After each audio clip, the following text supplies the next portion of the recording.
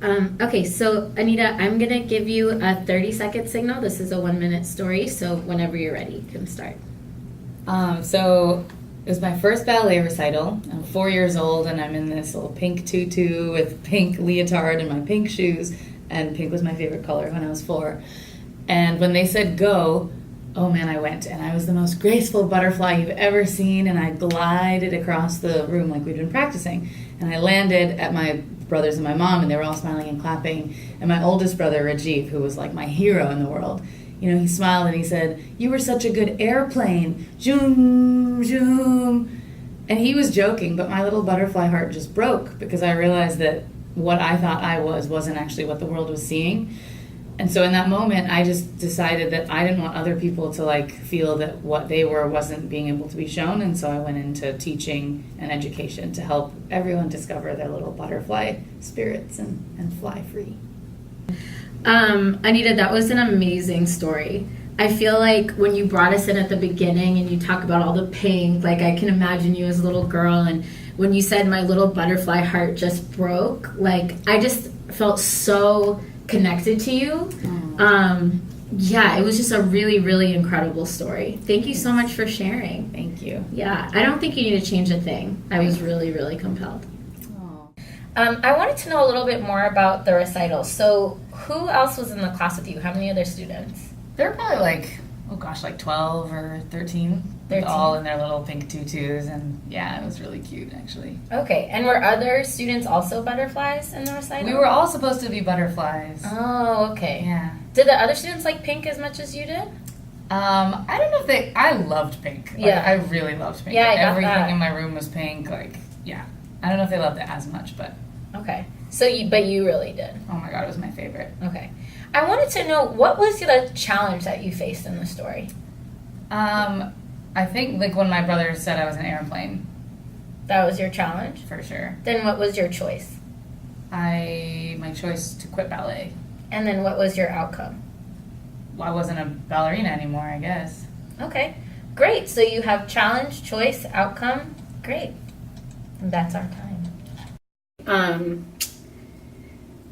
Not really sure what to ask you.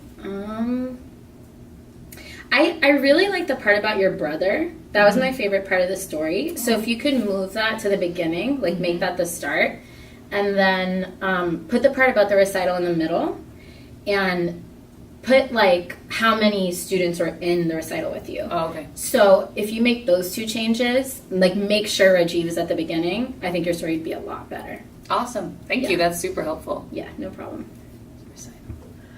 Oh man, what was that? What you just saw were 3 really bad examples of coaching. In the first one, all that Anjali did was tell Anita everything that she did well.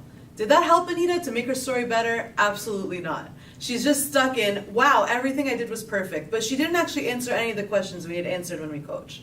In the second example, Anjali was just asking really random questions. Why does she need to know about the color pink? No one knows. I'm not sure. So we don't want to get stuck in asking broad, vague, or unrelated questions. We want to make sure we have a strategy when we coach. And then in the third example, Anjali decided, you know what? First she froze, she didn't know what to do. And sometimes when we freeze, we default to giving advice. And so she just started making statement after statement after statement around what Anita should change in order to make her story stronger. In Anjali's opinion, not Anita's opinion. And so what we're about to watch is a good example of coaching. Good coaching does a few things. The first thing that it does is it affirms what worked in the story for the purposes of that person retaining that knowledge and keeping it in future drafts. Then the coach has one strategic intervention. Is the coach going to coach for the challenge that the person faced, the choice the person made, or is it the outcome, how that relates to the work that they do today? Then finally, the coach should always end with a wrap-up. What is that person taking away with them? Or what are questions that that person should continue thinking about as they go into the next draft of their story? So let's watch this and pay attention to how Anjali prompts Anita on what she should be looking for and how she asks questions to get there. Let's watch.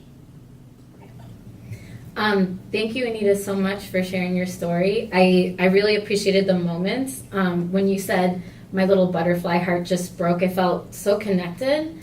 But you said you became a teacher, and I didn't hear a choice point, like when you made that decision. So I wanted to hear when you decided to become a teacher. Yeah, I feel like I kind of fell into teaching. So my brother that I was talking about in the story, he passed away when I was a sophomore in college. Oh, wow. I'm sorry. Thank you. But he was living in Spain, and so I ended up just wanting to like connect to him in some way. So I lived in Spain, and then I started studying Spanish, and I found that being in that environment somehow felt more connecting. So when I got back to New York, I ended up teaching English to these Spanish-speaking immigrants, and I think that's how I like fell into teaching. And you decided, so you fell into teaching, but you continued teaching. Yeah. Why did you stay in it? I think so. I didn't know what I was doing when I started teaching. I'd never like been a teacher before, so I used to just go and trying to get them to talk. I would actually like tell my stories a little bit. Did you start that on the first day, telling your story? So I used to watch this show when I was younger called Mind Your Language, and the teacher would, I don't know, I think they sat on the desk, and I would sit on the front desk, and I was like telling stories about, you know, like where I lived and leaving things behind and stuff like that. And in class, then students would like share their stories about loss and change. What do you mean leaving things behind? You shared stories about leaving things behind. So I moved around a lot when I was growing up, and so I think talking about that in hopes that they might also share about like the countries that they had left and their pasts. Did students respond to that? Did they open up to you? I think. Who do you remember opening up to? I remember like Carlos from El Salvador used to talk about his daughter who he had left back home and how hard it was for him to be there. Did he tell you that on the first day after you shared? Probably not the first day, but maybe like pretty soon. I remember like within the first, couple weeks. Do you remember what he shared with you? You said he talked about his daughter? Yeah, he had left her, his daughter was like 14, and he had left her in El Salvador with his wife, and he was just working and sending money home, and but he was saying it was so hard to be there, but he liked coming to class actually for that reason, because it was like a chance to be with people. What did it feel like for you as a teacher to hear him open up and then share things like that? I think it was really special, and maybe for me it was also a way that I was like healing myself in the process of like somehow creating this community that other people were sharing and healing. So it was healing for you and for your students? I think so. It felt like that. Okay. Are there other moments where you felt that sense of this is a healing experience for my students? Yeah, actually. So Gonzalo, who was my student, he was 80 years old from Colombia, and I ended up going to this AA meeting with him to practice my Spanish and listen to it, and he gave me this plaque commemorating 40 years of sobriety. Wow. And he put it in my hands and said, "You, my teacher."